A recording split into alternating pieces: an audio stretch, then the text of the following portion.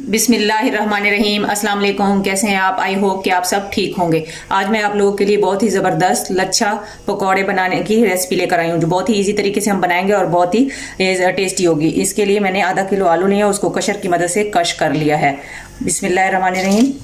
इस तरह हम इसको इसके अंदर ऐड कर देंगे। बिस्मिल्लाह पढ़ते हुए खाना बनाया करें, इससे हमारे खाने में एक तो बरकत होती है और दूसरा खाना बहुत ही लजीज बनता है। उसके लिए मैंने 5 से 6 अदद हरी मिर्ची ली हैं और इस तरह थोड़ा सा धनिया ये इसके अंदर ऐड कर देंगे। एक प्याज लिया और उसको इस तरह स्लाइसिस में काट लिया और उसको अलग अलग कर लिया, ये भी इसके अंदर ऐड कर देंगे।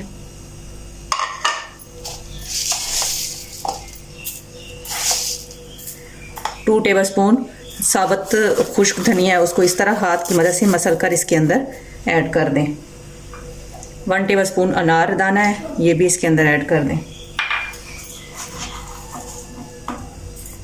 1 टेबलस्पून ज़ीरा है, उसको भी इस तरह हाथ की मदद से इसके अंदर ऐड कर दें।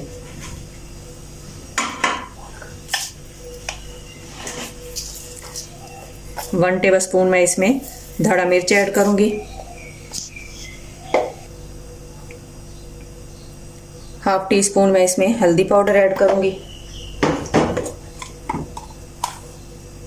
1 टीस्पून सुर्ख मिर्च पाउडर ऐड कर दूंगी इसके अंदर।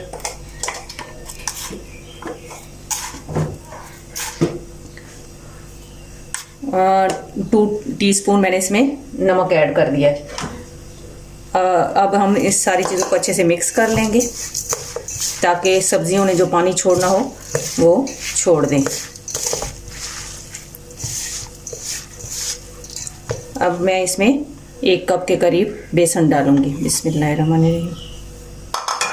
अब हम पानी ऐड नहीं करेंगे, इसी तरह ही इसको मिक्स करेंगे।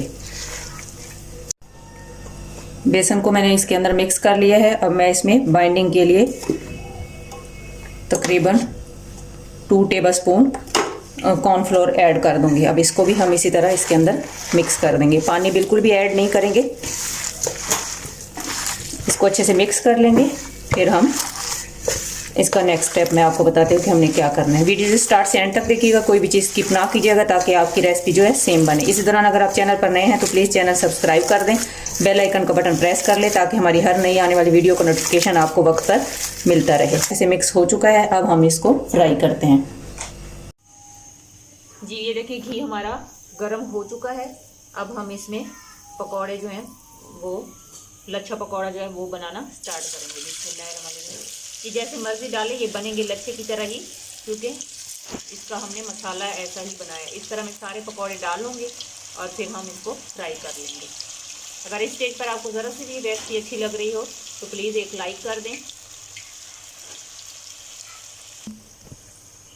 ये देखें माशाल्लाह, इस तरह आप इसकी साइड चेंज कर लें। ये जितने देखने में टेस्टी लग रहे हैं उतने ही ये खाने में भी ज़बरदस्त हैं। ये देखें माशाल्लाह पकौड़े जो हैं हमारे रेडी हो चुके हैं।